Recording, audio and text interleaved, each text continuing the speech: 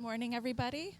My name is Marina Augustides, and I'm the Associate Director at the Center for Global Business at the University of Maryland in College Park. As one of the sponsors of Baltimore Innovation Week, the Center for Global Business at Maryland Smith is a preferred partner for international commerce in Baltimore and in the state of Maryland. We engage with the local international business ecosystem and serve as a resource center and direct service for Maryland companies to build international knowledge and skills for executives. We do so through opportunities such as the Maryland Global Consulting Program, Maryland Marketing Internship Program, a series of webinars to help business export take their products and services into the global marketplace, and executive education. Today's session, Negotiating Across Borders, is an example of an executive education workshop a company or an industry professional might partake in from Maryland Smith. And it's also one of a series of open enrollment workshops taking place this year and a peek into a certificate program starting this January. If you're interested in learning about executive education at Maryland Smith or any other of our global opportunities through the Center for Global Business, please visit our table that's here today.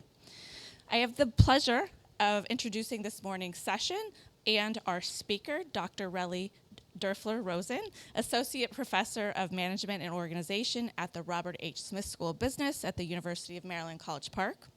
Dr. Derfler-Rosen received her PhD in organizational behavior from the London Business School.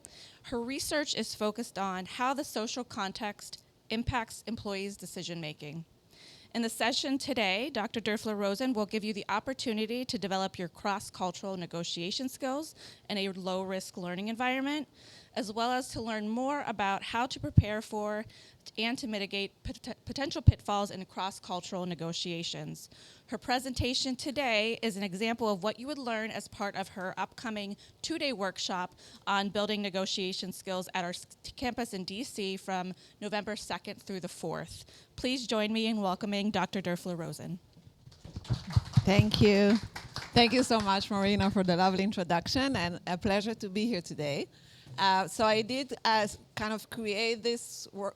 Obviously, we can talk a lot about negotiating across borders. We have about 80 minutes, so I tried kind of to put it together something that a bit interactive, so I don't just speak for 80 minutes, but usually when I do the workshops, we have some simulation that people negotiate, and I watch them and we debrief. Obviously, there's no time for this today, but so I kind of try to put all the insights here.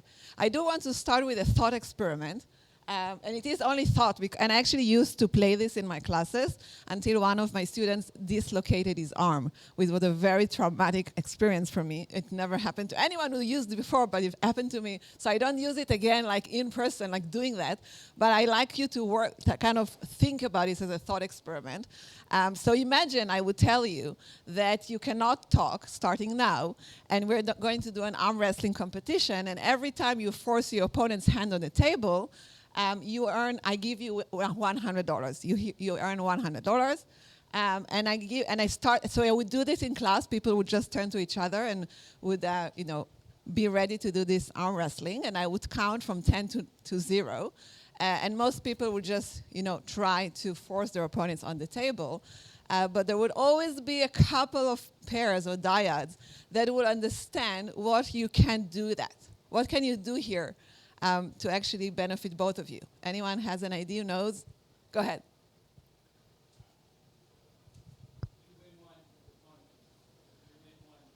Exactly.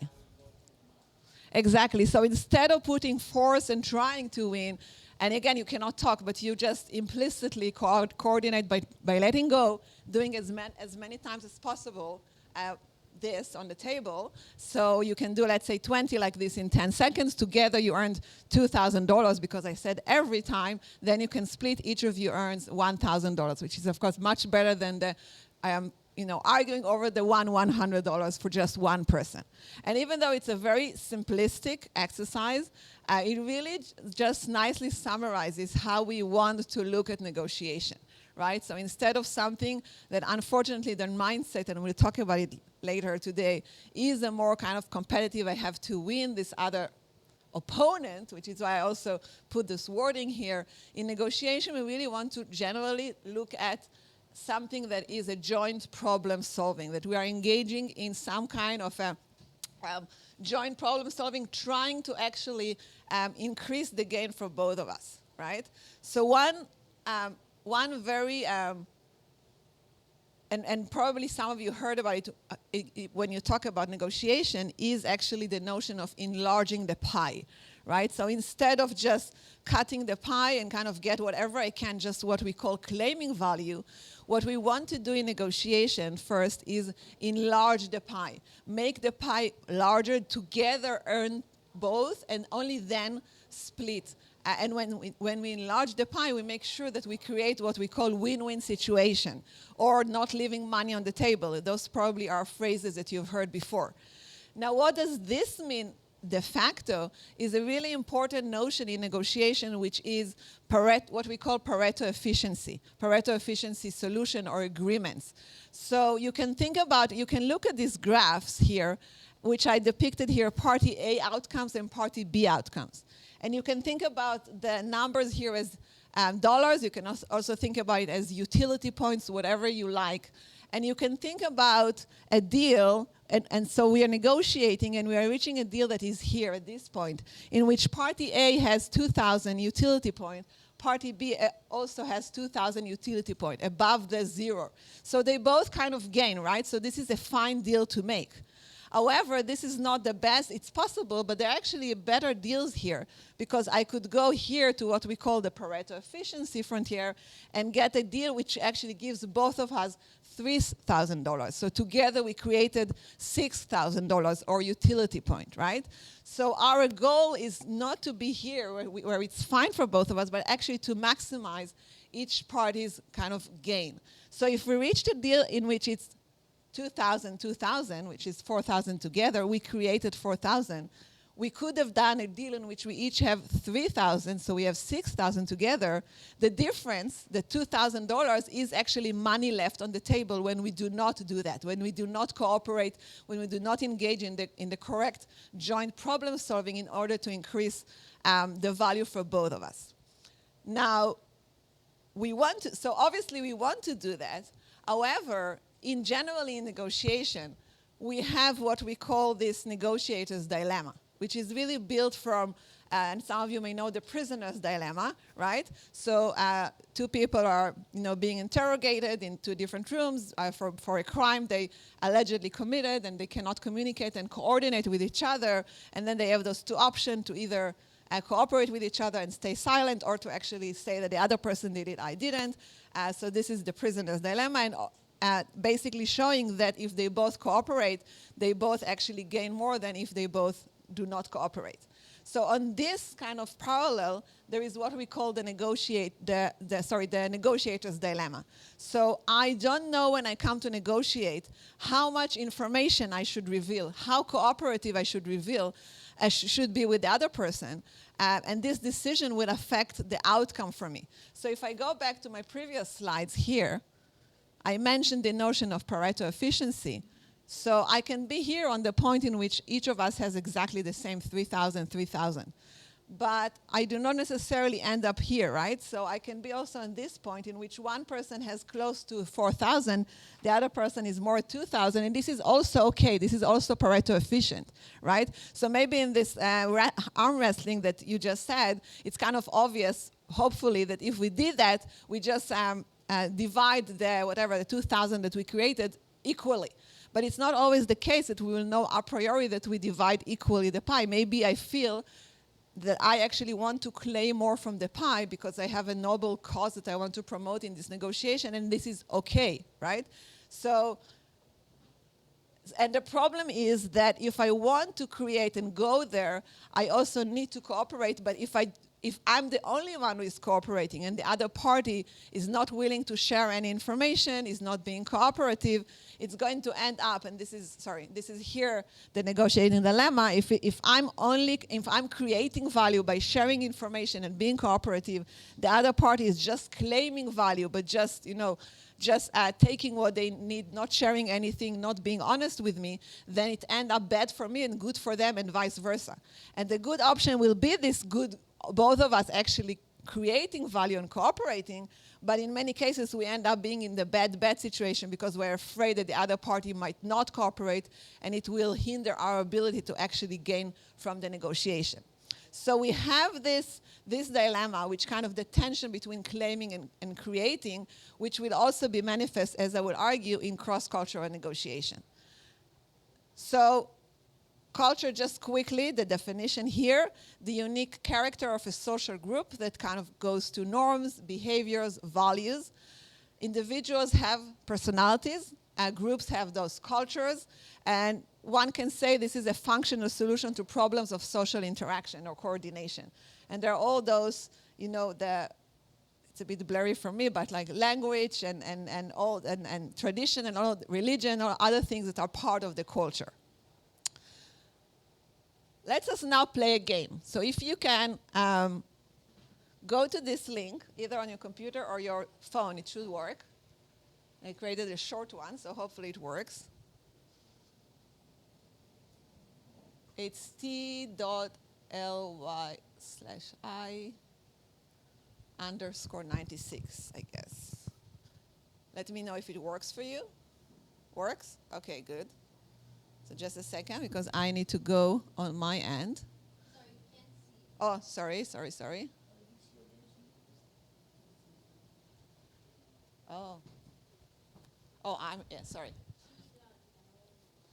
So t.ly/I_96.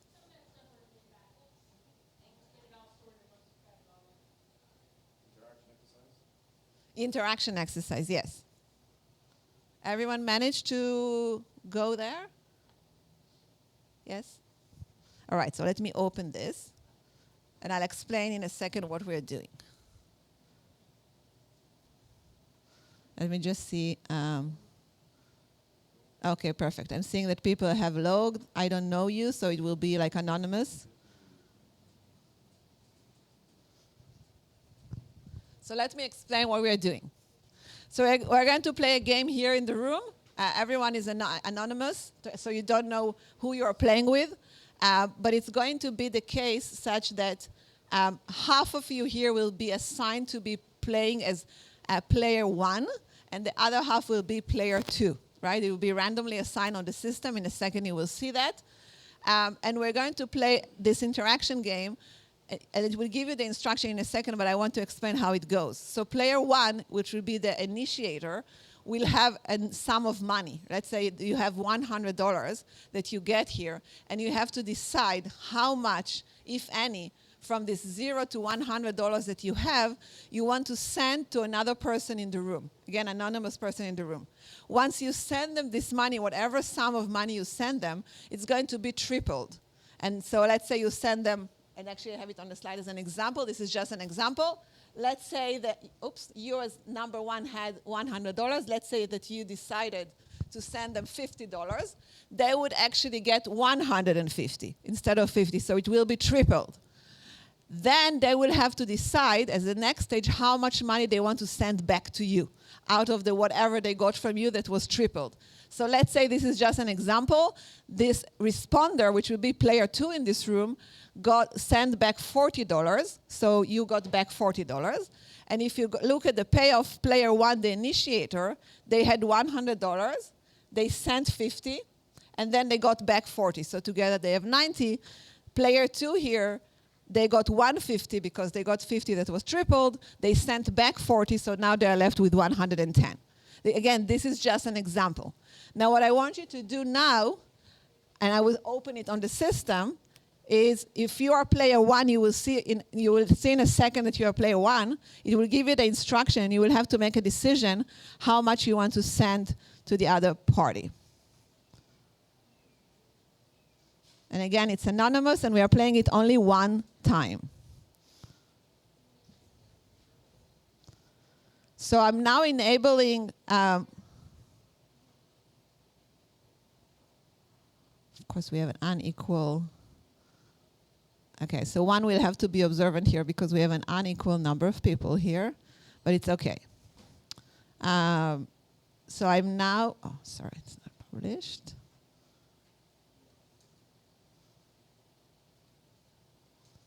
So everyone who is playing round one, number one here, player one, should now see the instruction and can make a decision how much they want to send to the other person. From 0 to 100, you can choose whatever you like from 0 to 100 to send to another person in the room. Try to think as if you really do have this actual $100 that I gave you here. Even though I'm not giving you $100, I don't have here. So make a decision. And then I'm going to open the stage for people who were the recipient, round player two, to make a decision to send back. Everyone who was player one sent. Let me see if I can see here.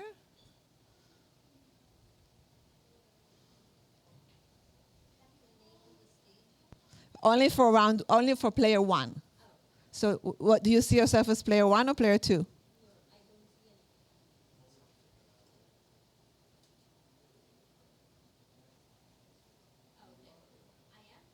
You are player one, so you should be able to make a decision. Oh. I'm seeing that people did. Yeah? Okay, perfect. Oh, okay, perfect. So I'll wait for another minute, and then I'm going to enable for player two to make the decision back.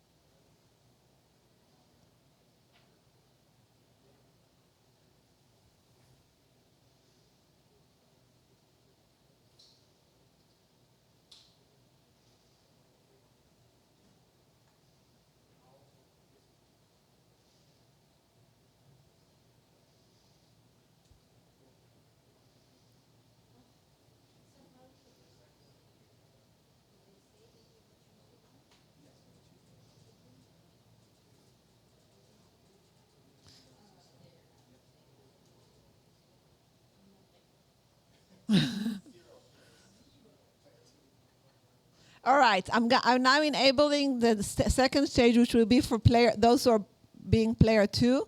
So if you're player two now, you will see something that you got from someone else here in the room. Any amount from 0 to 100, it will show you it will be tripled. You need to decide how much you want to send back to them, if anything.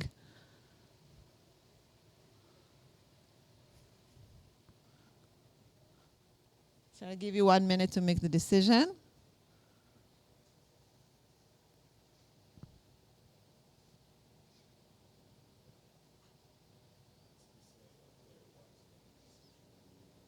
Sorry? Oh, player one is still making. Well,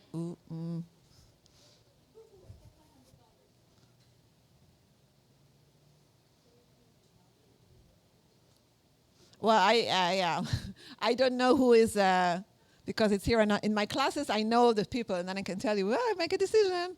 But now I don't know who is this unknown for you 3KE. It's all anonymous here because it's like a one-time thing that we're doing. Let me see if I can see already. Okay, I can see some of the results.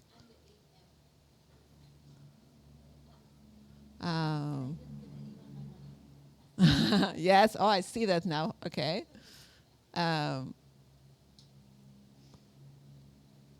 Okay, let me wait for 1 second. I'm seeing that still things are updating on the system.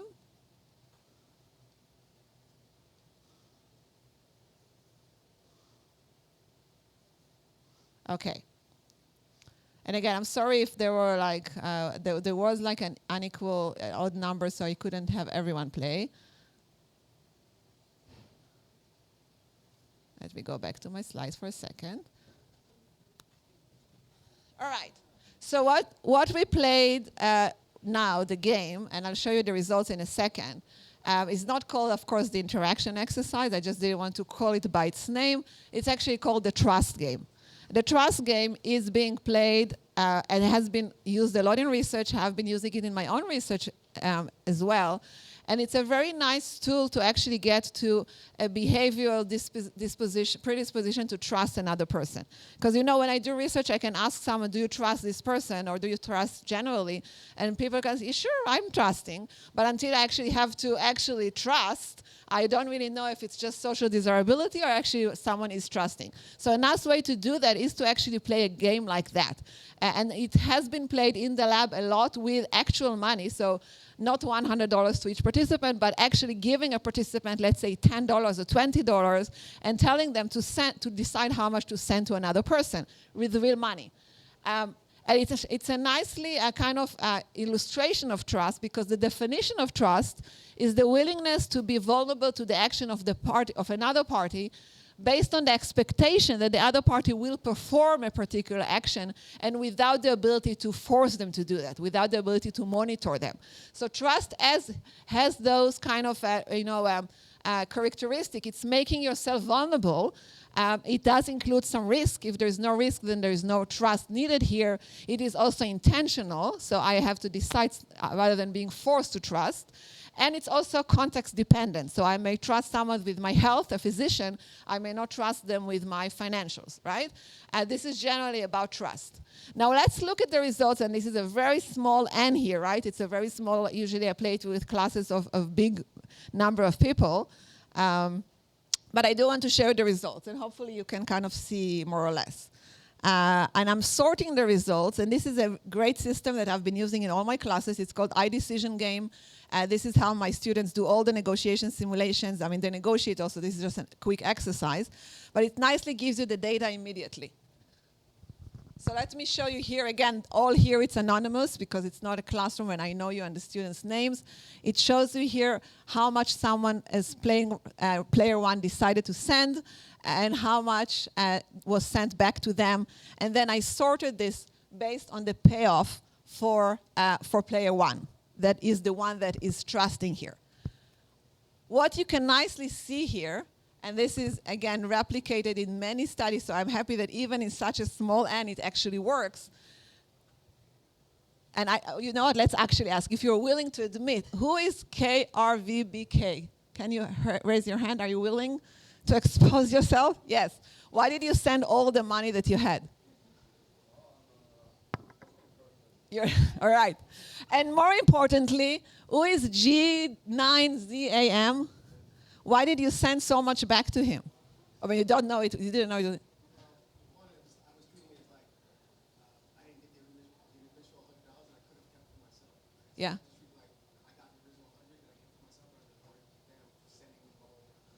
Exactly. So you're very appreciative of him, basically. And again, remember, it's anonymous. You don't know those people here. You're very appreciative of him or her. You didn't know who it is. Trusting you and sending you all the money, that you were very willing to reciprocate this trust and send so much back, right? Since you admitted that you're the one that sent zero, why did you send zero? Hey, no one gives me free money, man. I'm a startup founder. I need money. All right. But again, remember, going back to enlarging the pie, if you actually like you that trusted a lot, you actually ended up with more money. Again, assuming that the other party reciprocated, right? Now, let me just ask one final question. If you're willing to say, here, for you, GP sent 50. Who is it? Why did you send? Are you? Who is this one? For you, GPJ. Do you remember? All right, I'll go to the other one. Teeth. For you, 6PJ. Oh, 6PJ, yes. So you sent 50. Why did you send 50? I was probably A, too trusting. B, I was going to keep half. The worst thing Okay. So you felt you were too trusting here with the 50. All right. Okay, so anyone, are you willing to say who you are, T3MBX? Why did you, creating some conflict here.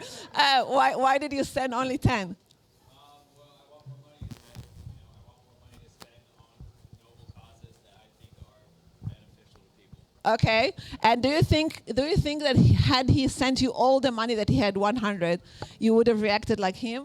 And sent more back? Yeah. No, I don't think so. I think I would have just sent a portion back and Okay. kept more money to spend. Okay, so No, that's fine. That's fine. So what? But I do want.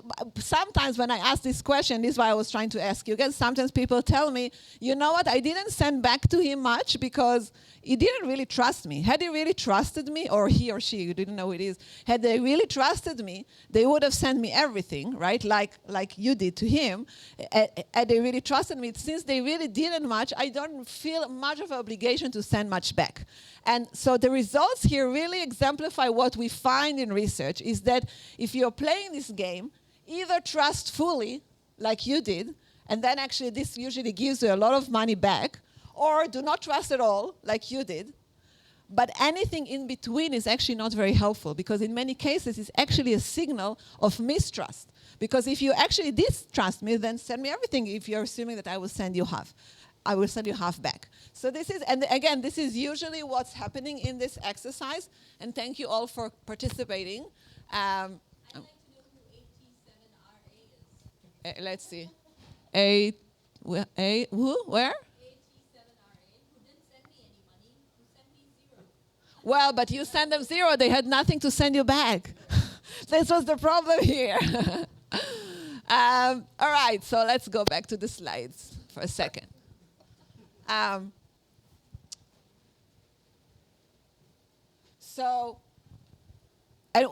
actually, I don't know if I would put this slide here. Yeah. So again, and here it was a small number of people. When I play this in my classes, I have a series of people that actually sent everything, and they usually are getting back half. Now, there are some people who are not getting half, who get nothing and are being, in a way, betrayed, that this can happen. However, I can tell you again, and this is and this has been played, for example, in Bangladesh with a real, actually, salary of people. So they got like, I don't know, $900, which was equivalent to a monthly salary, and the results replicated. So if they really trusted fully, the other party felt bad not to reciprocate. Right? So sometimes trusting, and it's actually not as risky, and sometimes we tend to underestimate the norm of reciprocity. If someone gave me everything they got, they have nothing left with because they expected that I will reciprocate, I will feel bad with myself not to reciprocate. So also in so a rational model of trust development would say that I will take some time and repeated interaction to see if I can actually can trust this person based on what I know about them, based on their trustworthiness and competence and integrity. But there is also a suggestion sometimes to take this golden opportunity to take this leap of faith, trust this other person like you did here, and in many cases it will give us a mutual kind of benefit for both of us, right?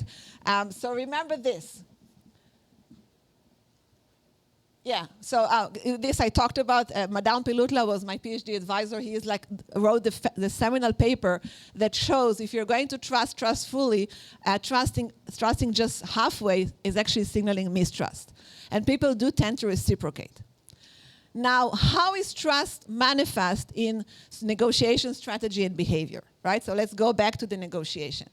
There is, sorry, I'm going here, but then you don't see the slide.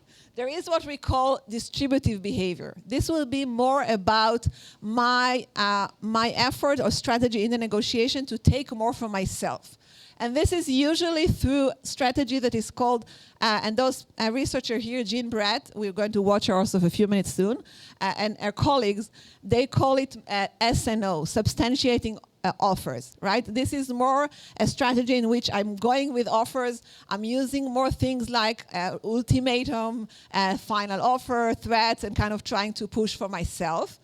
And there is another strategy which is more in line with integrative behavior, with enlarging the pie, and this is more what they call Q&A. This is asking questions and listening to the other party, what they care about, what are their needs and interests, sharing information about interests and priorities so we can understand the trade-off, so I can make the correct trade-off because maybe I don't care about this so much and can give it to you, but in exchange you can give me something else. This will be more a strategy of integrative behavior. Now, those researchers, Jean Brett and others, try to connect this And what they found, and usually you would expect that you would find more of this behavior, this integrative behavior, when you have high level of trust, because you are sharing information, you are putting yourself in a way vulnerable, again, going back to the negotiator's dilemma. So you would expect that you would see more of those when you have high level of trust. So in this new, relatively new, about 5 years ago, Academy of Management Perspective paper, Jean Brett and colleagues looked at this from the lens of culture. So they first looked at actually data from the World Values Survey for 33 countries, in which people are being asked, do you agree that most people can be trusted, basically? Or that everyone is just, for themselves, like not really trusting. And they put here the results in the study based on the World Values Survey and based on different cultures, which of course is a very crude categorization. We know that there is more to cultures within countries, but here they put it as Latin countries, Middle East and South Asia, East Asia and West. And you can see very clearly, generally, they found that there is higher level of trust or agreement with the question that most people can be trusted in the West, in East Asia, and relatively lower in the Middle East and South Asia and in Latin countries. This is what they found here. So then, and they took here kind of a screenshot from, and I have it here, I can show you later. It's a very recommended book by Jean Brett from Kellogg, who is negotiating globally. This is the name of the book. And here she had data from within cultures, within negotiating within each culture about how much you actually create value. So the y-axis here is in millions of dollars, creating values in a simulation that she played in the classroom, which I play also with my students.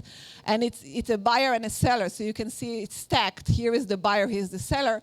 What's important here to look at is how much they create together. This is enlarging the pie.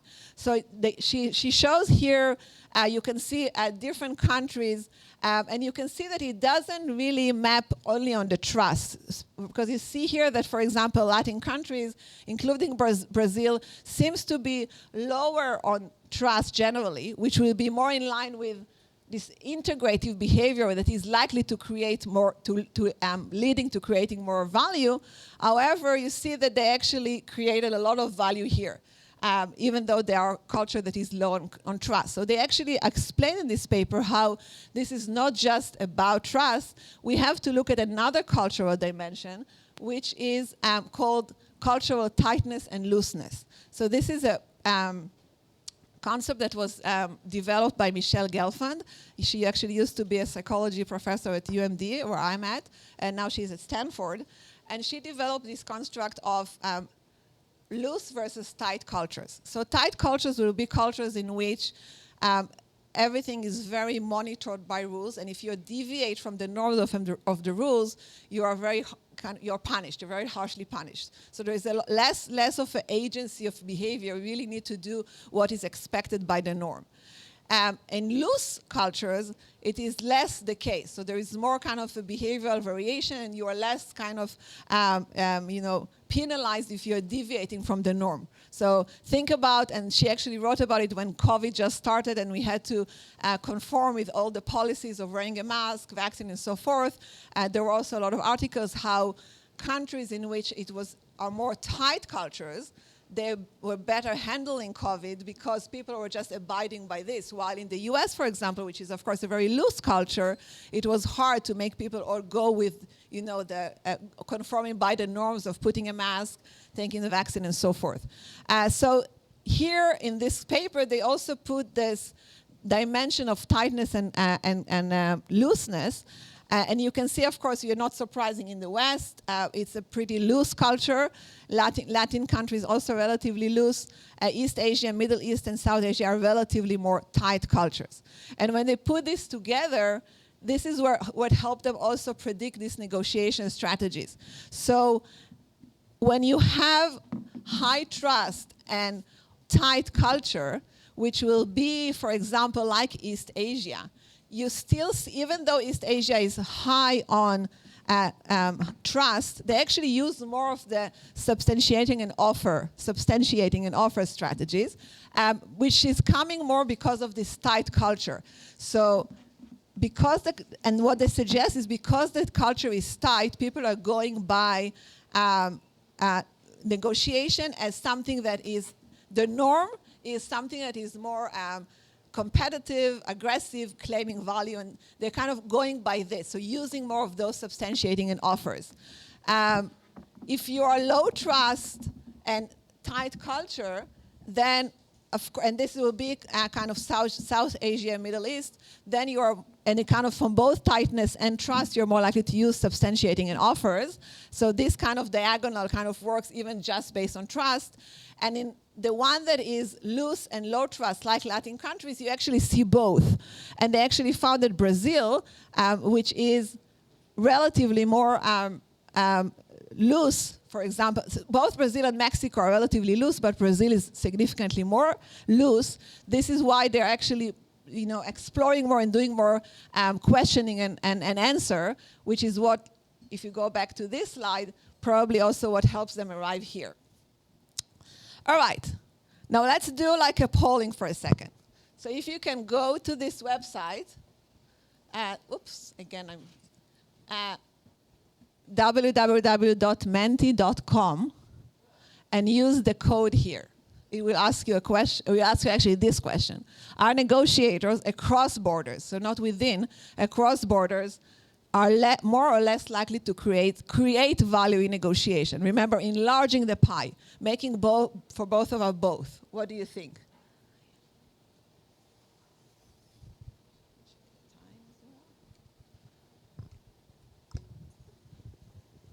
Voting is closed. A what? Voting is closed. Voting is closed. Oh no. Thought it was open.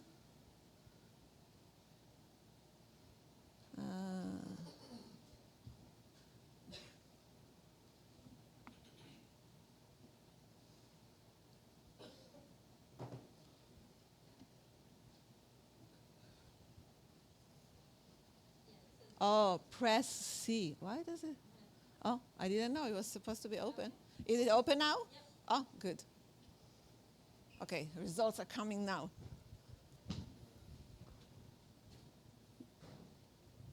All right. I'll wait for a second for the voting.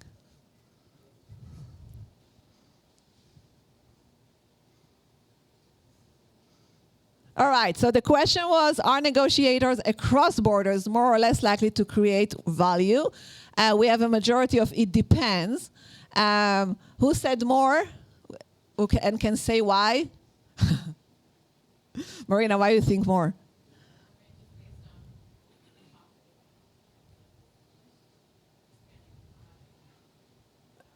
All right. Others, more or less, yes. It's going to be more because ultimately everything's an additive, right? If you get two people across borders communicating with each other, that's Okay. a cultural additive. It's going to increase. Increase? It's going to lead to more value. All right. So you're saying it will be additive, will lead for more value. Who said less? There is one person who said less. Are you willing to explain why?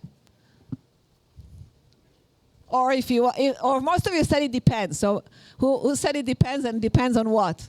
Yes. Oh, sorry, Sarah. Thank you so much. It depends on the specific culture. If the region has the same culture, then if they're all loose and they're all,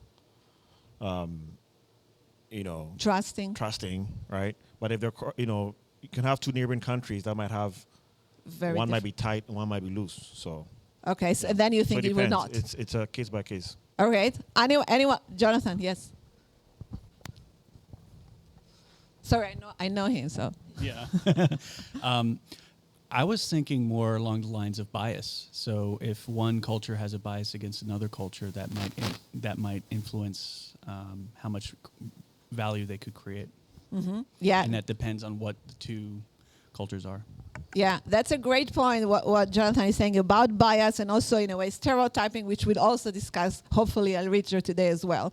But yeah, I guess the answer that I was, and good, we have the majority here agreeing on this, it will depend. It will depend of also how we approach it, and mostly it will depend on how we prepare for this negotiation.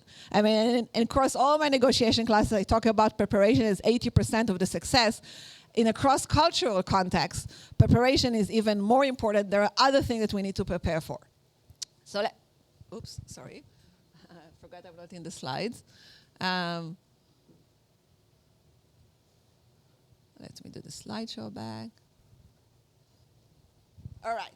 So there is some data from, and she doesn't have a lot here, and this is actually from 2007, so maybe there is a bit more, but it's hard to get data with kind of objective measure because, again, there's a lot of contextual factors. So here it's actually people who played the same game across those different countries where Jean Brett was actually teaching this class. So she had this, and you can see sometimes it works. Here in the United States, Japan negotiation, they actually created significantly less value, and she also describes in her book how when she went to see the negotiation, it was actually not adversarial at all. It was actually too accommodating. So it's almost people were just looking for harmony, immediately agreed once it was above the bottom line instead of trying to find other creative solutions, right? So there is kind of, it depends on many things. Now, going back, I said what is culture, but there's another way in which we look at culture also as a metaphor of being like an iceberg. So we have those behavioral institution things that we see on the surface, and then below there are those, values, beliefs, fundamental assumptions, and we want to get to know them as part of the preparation when we go to negotiate across borders. So one thing that we definitely, and I put research in terms of your research when you do the negotiation, the first thing is, and it goes back to the behaviors, is to know this etiquette of research, of a negotiation, how you talk to other people in other countries.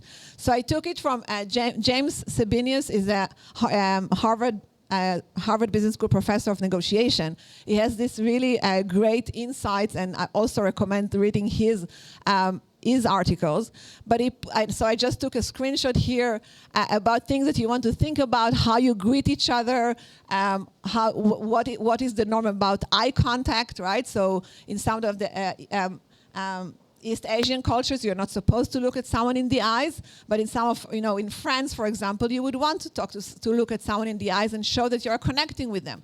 You want to learn about, if you are negotiating in an Arab country, you will not put your legs up and show them the sole of your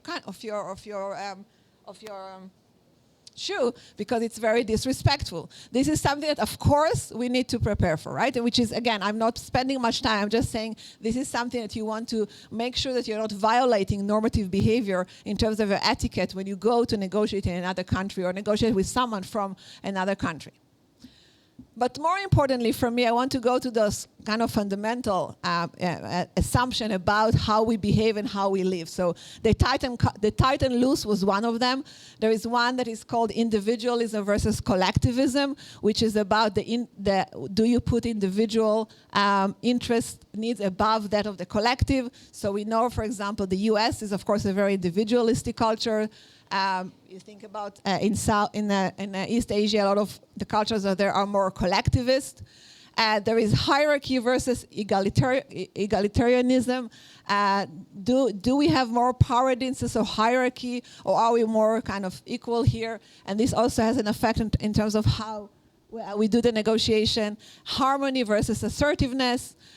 So going back to the Japan-United States example, as I said, probably there was a need for harmony there, which kind of didn't allow them to just confront a little bit or seek for more solutions. And there are more like how status is afforded, how we view fairness and justice, and so forth. The one thing that many of them connect to is these norms about directness of communication. So when people communicate indirectly, the same word can take different meanings depending on the context. So this is another differentiation in terms of cross-cultural also negotiation. There is this high context negotiation tactics, which will be, you often have to have things are very coded and coded and implicit, you don't directly say everything. This will be the high context, and it will be, for example, Japan or many Arab countries. And the low context negotiation tactics will be more messages that are very explicit and direct. And this will be more in the US and in Canada and other countries. Here it actually shows kind of the continuum here of, here it's the most kind of high context, and this is kind of Swiss Germans are most the low context. And this is also something we need to remember in terms of how we communicate. So I want to show you, yeah, that's fine. I want to show you this this is Jean Brett, this is from the book I was telling you about, and she describes this example for direct versus not direct. In all the exuberance associated with negotiating new business relationships between China and the West, too little attention has been paid to managing conflict in those relationships, and conflict is inevitable. As the story I'm about to tell you illustrates, confronting conflict, by which I mean how do you tell a person there's a problem that needs to be fixed, is handled very differently in the West than it is in East Asia. Jeff, one of my executive education students, told the story of the rattling bicycles. He had a contract with a German buyer for bicycles that he was having manufactured in China. Shortly before the bikes were to be shipped to Germany, Jeff went to the plant to check on them.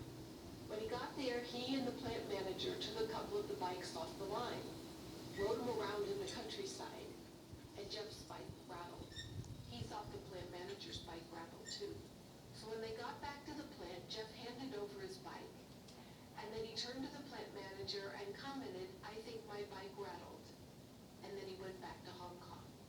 When Jeff ended his story, there was a stunned silence in the room, and then a flurry of questions.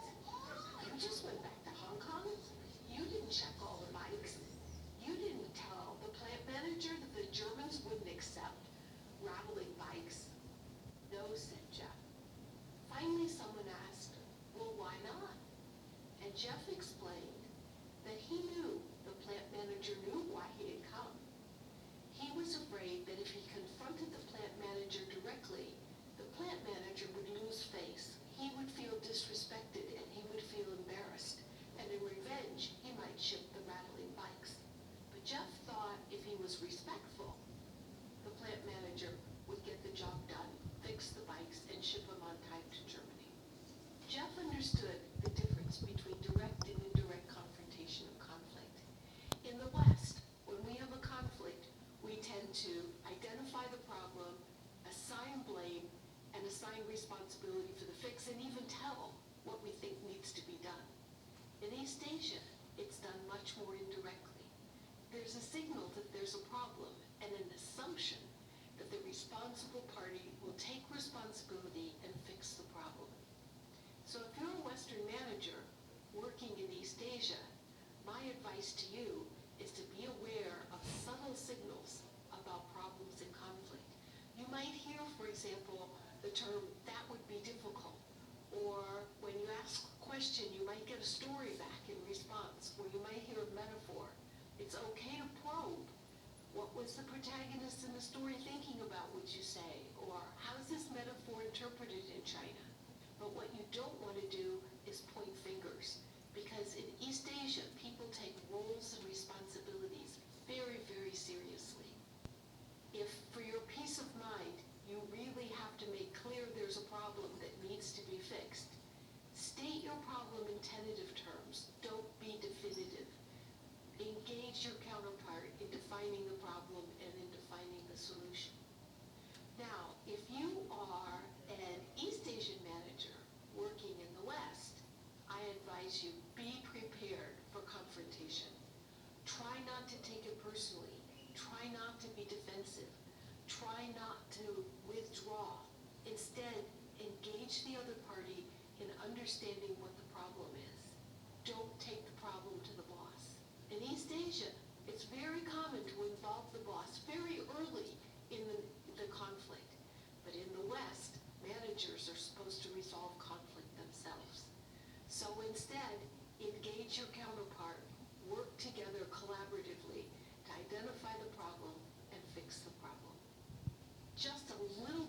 cultural sensitivity to direct and indirect confrontation of conflict can really pay off.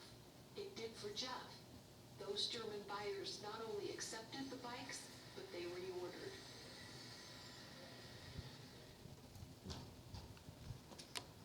All right, so again, I think this is a really nice. In all the exuberance associated with negotiating new. Okay. All right. So again, I think she explained so nicely, and I love Jean Brett, how she explained this notion of direct, indirect, and this is something definitely to take into account in cross-cultural communication, right?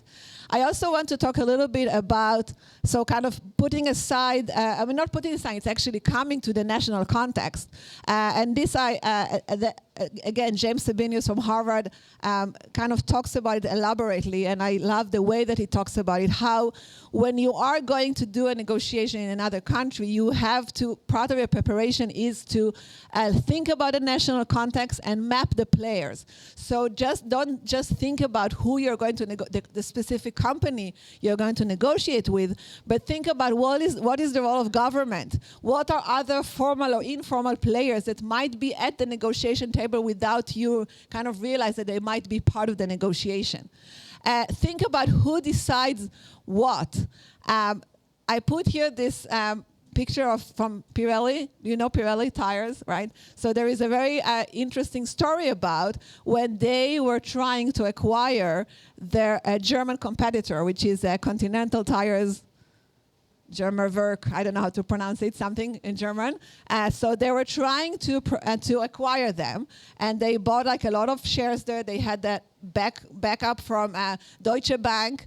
The Prime Minister of Lower Saxony, where the headquarters were supportive of this. So they kind of thought that they have everything in their pocket and they can kind of continue with this acquisition, with this negotiation. But what they didn't do enough as preparation is understanding the context there in Germany, where actually the labor has a lot of say as well. And specifically with this company, even if you have a lot of the shares, it's not enough. You have to. You can only have up to 5% in the voting, and there are other players like the labor, who apparently also vote for the supervisory board, which affects also the management. They also have a lot of say, and because they were not involved and they were opposing this deal, it ended up very badly for them, and they lost around $1 billion from this acquisition, right? Just because they didn't think about all the players and understanding that in this context, union or labor matters, and we need to approach them as well and make sure that they are on board as well. You also want to adopt your approach to the national context and understand which approach will be better. So a top-down approach will be that I go actually directly to the manager who can, or the high management who can make a decision. So he gives this other example of this Italian industrial firm company who wanted to negotiate something with a French company, and they had like friendly negotiation with some people from this other company, but very early they kind of realized the CEO of this Italian company, that it's better to actually go directly to the CEO of the French company. So he just called them and just kind of sealed the deal with them. And it was well received because it's something that was actually, fine in this context. And in many cases in France, deals will happen like this and kind of coming from top down. But you have to be careful that this is actually the right context to do that, because there might be other countries in which, and Jean Brett also talked about in her video, in which going directly to the top management is actually going to, kind of crash the deal and not work, and people will be offended and will just not be useful. You want to think about whether in this context there is actually a need for consensus. So there is a nice story about building the Yangtze, I don't know if I'm pronouncing it, the Yangtze River Dam in China, and there was U.S. consortium that was trying to negotiate in order to build this dam there. So what they only talked with this Yangtze River kind of people. They didn't realize that in order for things to move in China, there has to be almost a consensus with other people around in the area. Otherwise, if there is disagreement, they just go up to, to the top, to top administration, then usually things are kind of backed up and bottlenecked, and it doesn't work. So you need to think about whether it's actually, whether there is a need for consensus in the context that you're going to negotiate. And if there is a need for consensus, then you have to invest a lot in building relationship in order to create this consensus. You have to invest a lot and be ready to provide a lot of information that many different constituencies may want from you in order to reach a consensus. It's very hard to reach a consensus. You want to be ready that it will take time for this negotiation, to time and relationship building, and that you have to do some kind of a negotiation even before you get to the table. This is something that is also very characterizes the Japanese culture as well. I mean, there is a lot of informal things that are happening even before the negotiation table.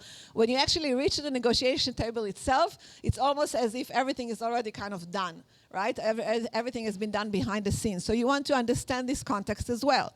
And if you need, in some cases, to build coalition, so you don't need a consensus, but you need a majority of players to say yes, you need to think about this as well. And how would you approach those people? How would you do this, influence other people in order to build a strong coalition for yourself? How would you create some long-term relationship with different coalition members so they won't betray your trust and stay with you as coalition members? I'm actually doing tonight, I'm teaching in DC, and I'm doing this coalition kind of simulation with my students.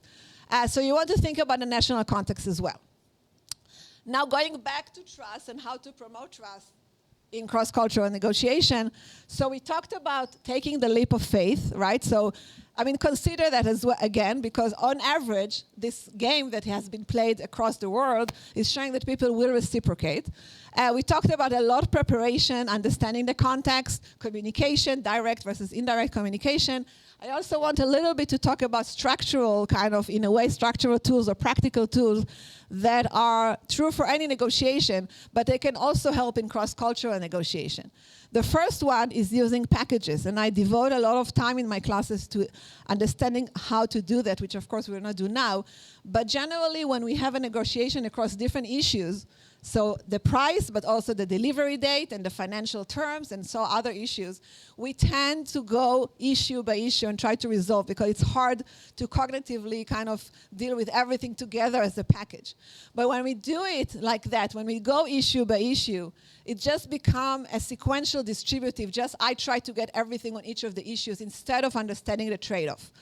When we do a package deal, and especially when I come to the other party and I tell them, let me give you 2 or 3 options across different issues. So in one package that I'm offering you to take, this is the price that we'll get, this will be the financial terms, and this will be something else. I'm also willing to offer you another option, package 2, that should be equivalent in value for me, in which the price is maybe lower, but then you have to give me something else in exchange. So I kind of create different options. When I do that, I show to the other party that I'm flexible, that I'm willing to engage in a creative manner, and it also helps to build trust in the negotiation.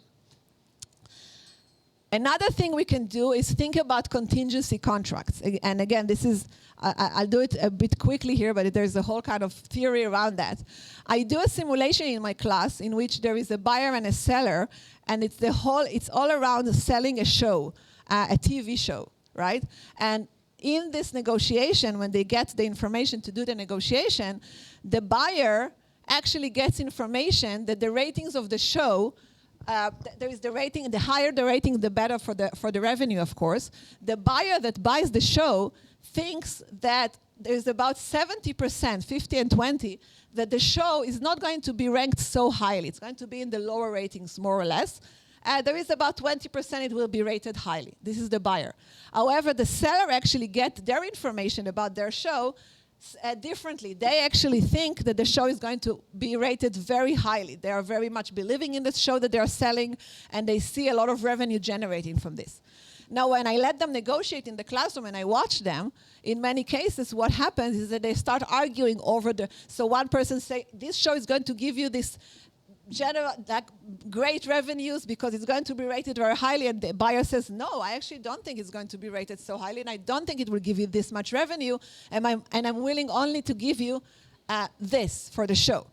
And what we offer as a solution for that, instead of arguing over that, instead of arguing over the future, because we don't know what the future will be, we actually can create a contingency. So what I offer them to do is, why don't you add a clause to your agreement saying that if the ratings are going to be below 4, so they're going to be low, then the buyer will receive 1 million later from the seller. So if actually the seller was wrong in a way and it wasn't rated so highly, they're going to later on, once we know the ratings of the show, give them back $1 million.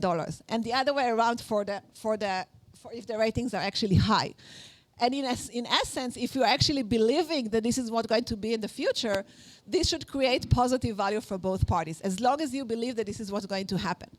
So using something like contingency contracts actually helps you, instead of arguing over the future, to basically bet on it and do some sharing some of the risk. So it allows you to solve problems of trust without confrontation, right? And it also increases the incentive to actually perform. And it can also be a way to actually see whether the other party is actually believing in what they are saying. And I have a quick story here to tell you. So this was a negotiation between a retailer in the United States with a supplier in Asia. And they were waiting for a produce to be shipped from Asia to the US. And it was a seasonal produce, so it was important that it will arrive on time. And there was also about an embargo that was about to go into effect in the US. If the produce does not arrive before the embargo goes into effect, there is no value to this. So the retailer in the US wanted the supplier to ship it through air, because of course it will be faster. And they said, let's just split the cost of the shipment. But the supplier in Asia said, no, I think it's going to arrive on time if we ship it through the sea, through a boat, and don't worry, let's just do it through a boat and split that. So instead of arguing over this, what the retailer here in the US did is saying, you know what, let's do that. We're going to ship it through air like I want, and I will incur all the costs. So I will pay full-time 100% for the shipment. But we're also going to monitor a boat that is leaving wherever you are to the US with other produce, not ours, and see whether it actually arrives on time before the embargo goes into effect. If it does arrive on time, then perfect. I paid for the air shipment, it's on me. But if it doesn't arrive on time, you will have to reimburse me for the 100% shipment by air. We're not splitting it. And when they suggested this contingency, what do you think the supplier said? Exactly. Let's just split the air shipment, which means that they really didn't believe, or at least weren't that sure that it's going to arrive on time. So by suggesting a contingency, you can also see whether the other party is actually believing in what they're saying is going to happen in the future. Now, I put here the caveat for cross-cultural negotiations. So you might want to think creatively of whether you can use a a contingency contract. However, it's only effective if you are going to have a continued interaction with the other party and when there is an objective measure of what will happen. If it's something very subjective, then it's not good to do a contingency contract over this, or if it's not enforceable, because in this other culture you cannot actually, make them do that, then there's no sense of doing a contingency. So you only do it if it makes sense, right? Finally, I want to talk about something else, another tactic which I also advise my students to use all the time, which is what we call post-settlement settlement. So this is where we are saying, let's say I have 1 hour to negotiate here with Jonathan, but I'm saying let's try to finish it within 50 minutes, shake hands, so we have a deal, but then spend the last 10 minutes that we have to try to see if we can improve this deal for both of us. If we cannot, then that's fine. The deal that we agreed upon holds and we have it. But if we can reach something that is better for both of us, we can change the terms of the deal. And this is called post-settlement settlement. And why this is helpful in many cases?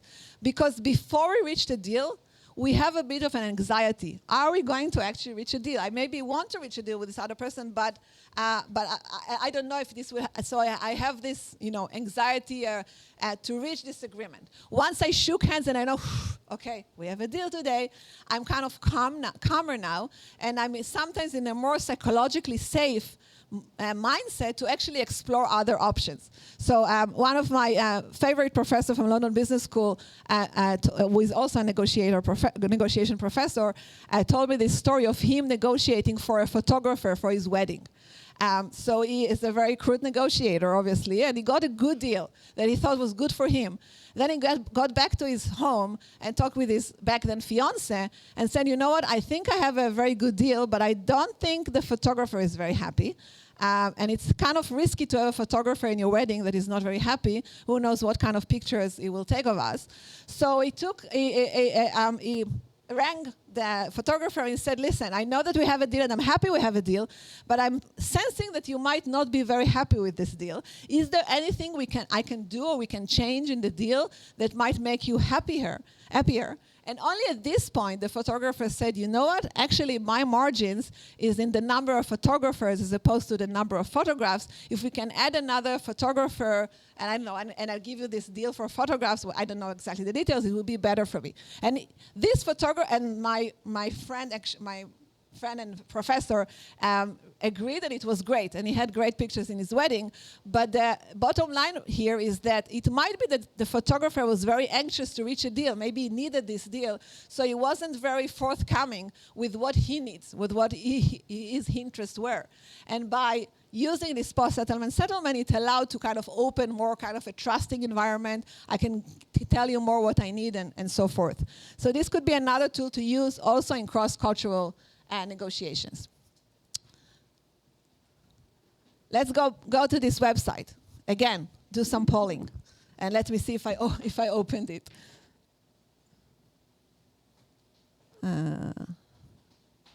Just a second.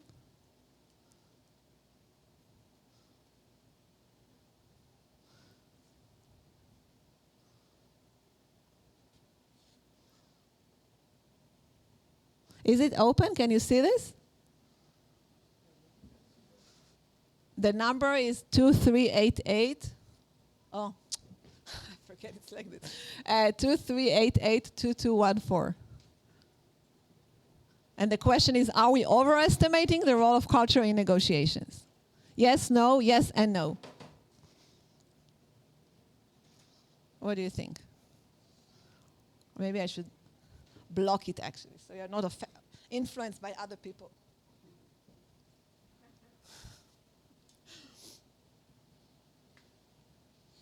More voting. Okay, good. We have about 10 minutes.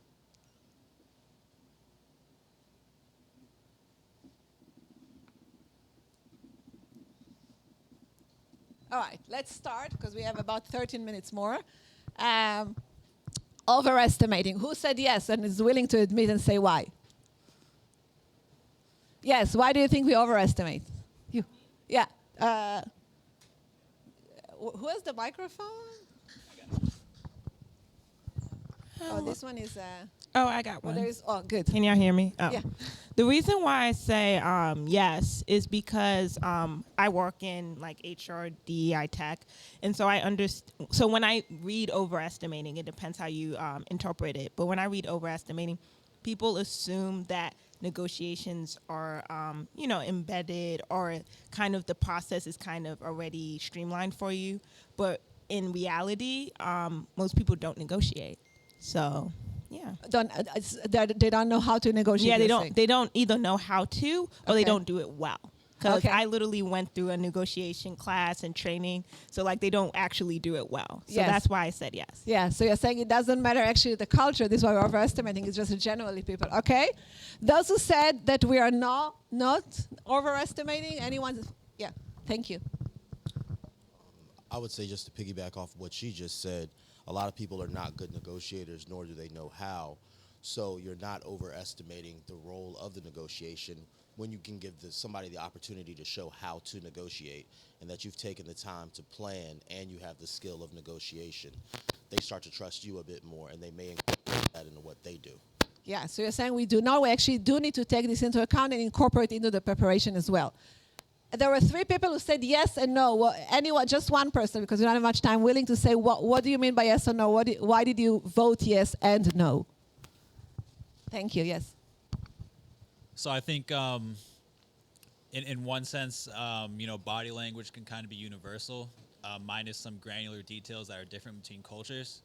I mean, some cultures can be expressively rude with their body language, but ultimately you can kind of tell what they're trying to say, and you can sort of put those personal differences aside. And still come to a business negotiation. Mm-hmm. So I think it kind of works on both sides of the fence that way. Mm-hmm. Great.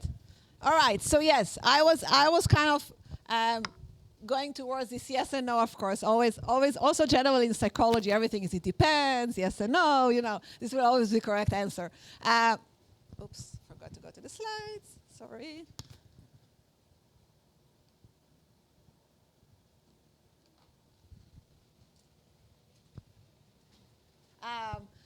So first, to go to the why, yes, we are overestimating, which you said there in the back. And this kind of goes, I mean, so far I talked about what we need to prepare and what things are different. But I also want to go to the other side of overestimating. We do sometimes tend to have those kind of stereotype and also not understanding in a way also statistics. So when there is a cultural prototype, it's a prototype. So, and there is like a distribution, you see, of culture 1 or culture 2 across any kind of dimension that we're looking at. And we talked about tightness, looseness, individualism, and all those other direct communication.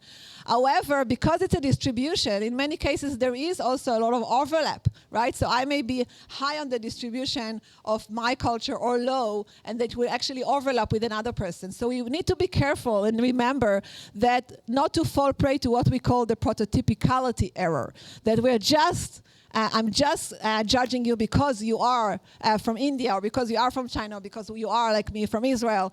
We can be different, even if we are part of a culture. We have our own personality, and we need to remember this: that we are negotiating with individuals and not with averages. So this is, as much as we have to prepare for the context, including the national context, we also want to remember this and be open. And by the way, part of the research will be to see what is the background of this person, where do they learn, and other things that might affect. So someone who is from a specific culture but also did their MBA at Harvard, they might have absorbed other cultural things to their kind of cultural prototype. We also underestimate, and you guys talked about why, but there is another way that we underestimate by actually just focusing on the national or the culture. So, and again, George Sabinius has a paper talking about the caveat for both cross-cultural negotiation, cross-border negotiation, and he talks about how, yeah, there is nationality, but there is also religion, and there is also occupation, and there is also social class, and there is also gender. So many things that are actually part of our culture, not just the culture as we think about as like national or all those other things that we discussed. So we need to be also thinking about the many cultures that constitute a person when we go to negotiate with them.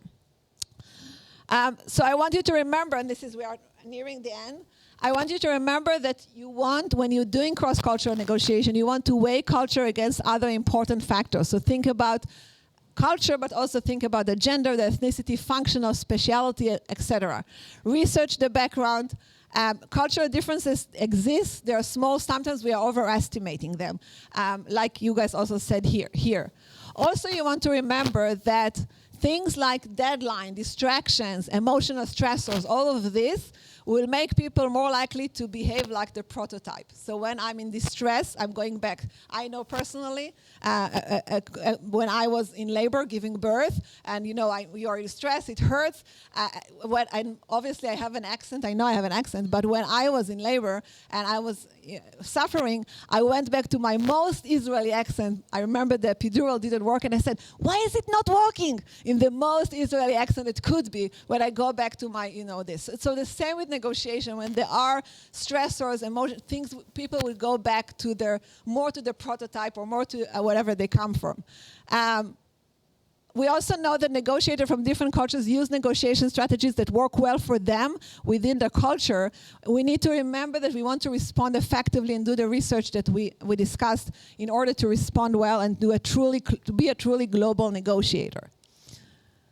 And always, and this I say across all my negotiation classes and whatever workshop it is, and this is true also for cross-cultural negotiation. We always need to prepare. Preparation is the most important, and now we have to prepare extra layer for the cross-cultural. We have to maintain our credibility in any case, and do not lie in the negotiation. When we have to remember that going back to the trust, if we broke this trust, if we broke our credibility, it's very hard to repair trust. And we always handle with respect and with sensitivity, especially and I talked about this etiquette and the cross-cultural context. All right, that's it. Any questions? I'm still here. This is my email, a very easy one to remember, and you can. I'm happy to engage with any of you. And as Marina said in the beginning, you can also visit this website that talks about our certificate program, which is spanning across 3 days. Oh, and we have actually brochures there with Jonathan. And this is where we actually go through full 3 days in which we go through simulations. So we do a simulation, we observe you, we give you feedback, and we debrief, and we go through the insights through those simulations. So I hope you enjoyed it, and thank you for being engaged. And if you have any question, I'm also open now to questions because we still have time. Any questions? Oh, there is a question. So this post-settlement, well, post-settlement settlement, right? Yeah.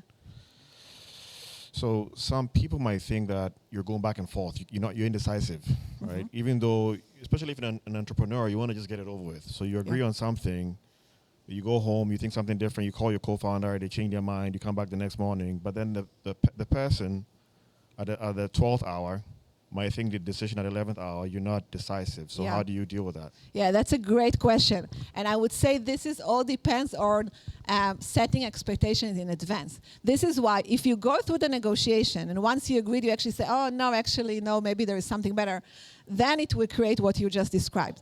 But if before you even started the negotiation, you say, I have a suggestion in terms of structure. Let's structure out the negotiation such that let's say if we negotiate now for an hour or 2 hours, we finish at this time and we try to our goal is to reach an agreement within this time frame. And I want us to shake hands and have this agreement. And then let's dedicate some more time to see if we can improve upon this. So make it as an integral part of the negotiation from the beginning, saying that this is the process and explaining and saying also that you're not doing it in order to kind of, if you said it in advance, it's also clear that it's not all of a sudden you're changing your mind. You actually were very intentional about saying this is the process because we might actually discover more interesting stuff after we have this like, oh, we reached a deal, and if we cannot, we go back to the deal that we reached. So we are being also fair in terms of we're not being not credible or changing our minds. So it's all about setting the expectation and making it an integral part of the negotiation. Yeah. Hello, Helen Enob here. I had a comment on the interactive exercise which you did. Yes. Regarding whether to send the other party all the money or some of the money or none of the money. I just find it, I guess I would find it foolhardy to send all the money to the other party when you don't know them, because if they don't return a penny to you, I mean, in the real world, if you send all the money you have on a deal, then that could end up with devastating consequences. You could end up destitute, homeless, bitter, and aggressive, and whatever the case may be. Yeah. And so I guess I would never do that, no matter what the outcome could possibly end up being. Whether we both end up with, whether we both would ultimately end up with more or not. Yeah. The possibility of ending up destitute and penniless would never let me select that option. Yeah. And I guess I don't know why anybody would if you don't know the other side. Yeah, so that's a great question. I want you to think about the trust game not as, I'm putting all my money and giving it to you. This is just a proxy kind of a story, and the parallel, the metaphor here is to take the leap of faith and trust another person in the negotiation context, for example.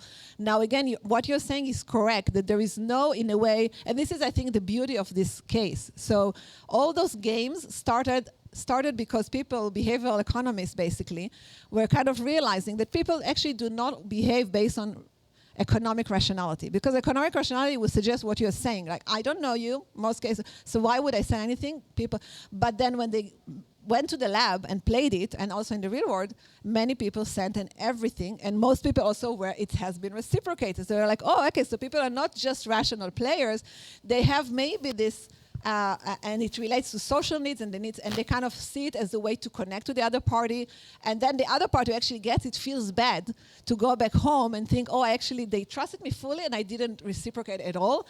There is a strong theory, like a very prominent theory in psychology that is called self-perception theory, which basically says the way I think about myself as a person is based on my behavior. So I go back home and I'm like, how did I behave today? Why did I do that? What does it mean about me? Basically, right? So I guess, and this is what again happened, just this is the results from the lab, is that people usually will reciprocate. Now, again, as I said, are there people who actually betray your trust? Yes. Also in my classes. So I would have 5 people who sent everything back, but I have one person who actually got everything and sent nothing back, right? I have it in my classes as well. And I say, yeah, there will be people who betray your trust. I still don't want people to generalize to the population from this specific case, and always think, is there an opportunity? And it doesn't have to be really sending everything you have, but can I actually take the leap of faith in negotiation and start by sharing and being cooperative and saying, you know what, those are the issues that are important for me.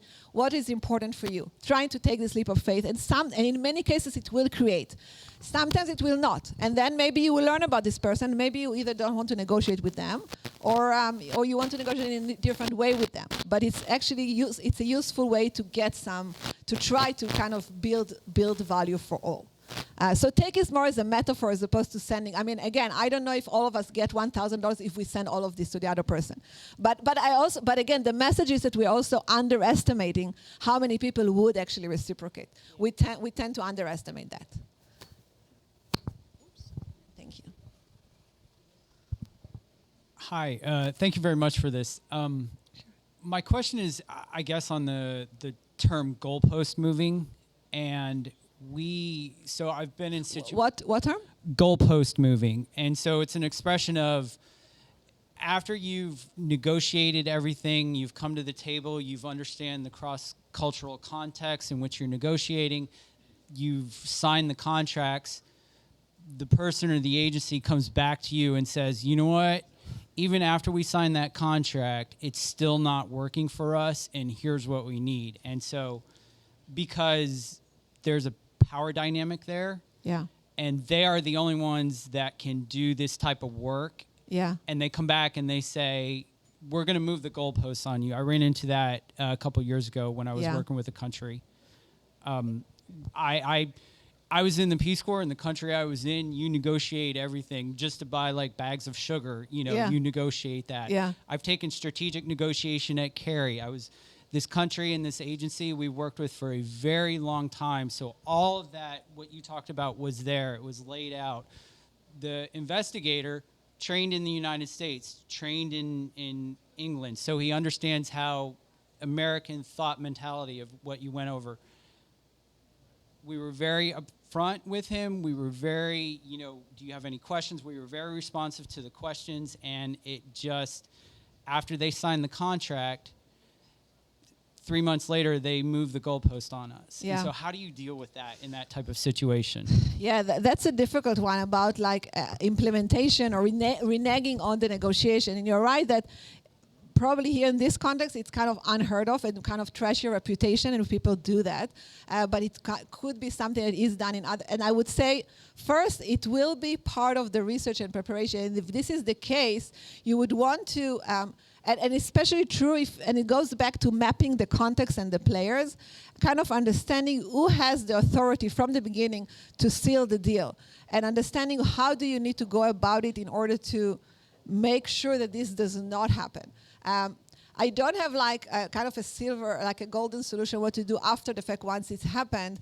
I don't think that finger pointing would help in this case. It would be more kind of something saying like, I'm a bit disappointed that we are at this point because I thought we are there. What can we do to make it now work? And are there other people that we should invite to the negotiation table in order to make this beneficial work? So try to kind of re-engage them, as much as frustrating as it can be, in the negotiation in a way that is not, again, blaming them, in a way that is more understanding that maybe there was a misunderstanding, maybe to yourself as a feedback for the future to prepare more in terms of how you go along, but kind of in a way to express your disappointment, which is okay. And by the way, we know from research on negotiation that it's much better to express disappointment as opposed to anger, because anger kind of draws the other party very upset as well, kind of angry as well, and it's more accusation and blame.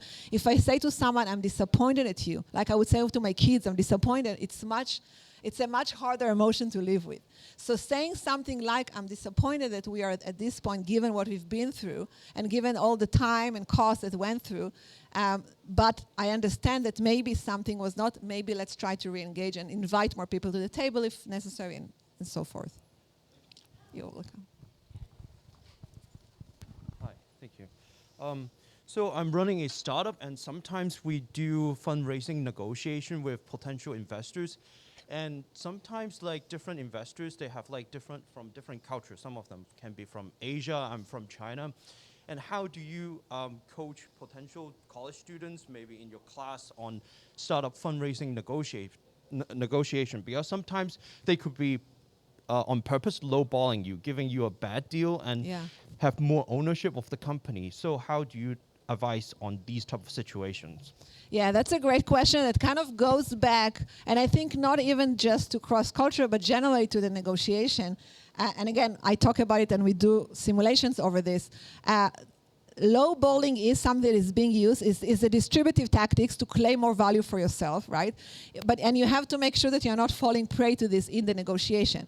And the main thing to do, again, going back to preparation, is to start up with an aspiring goal to yourself that is actually closest to the bottom line of the other side, and focus on your aspiration. And if they are lowballing, there are two things that you can do. You either just immediately re-anchor to the other side. You definitely, for example, do not ask them, can you explain to me why this number? Where did you bring it from? Because then they will you provide them more stage to anchor this lowballing number that they gave, right? You immediately re-anchor and try to, or you can even explicitly kind of say, I don't think this is going, I mean, I understand what's going on here. I don't think it's going to kind of in a good way. Let's take a break, come back and start from a more reasonable kind of position, and try to make sure that you are not being anchored by for example, the lowballing. So I think this will be something that will be general, not just in cross-cultural. And maybe just the way that you would approach them may be different in terms of culture.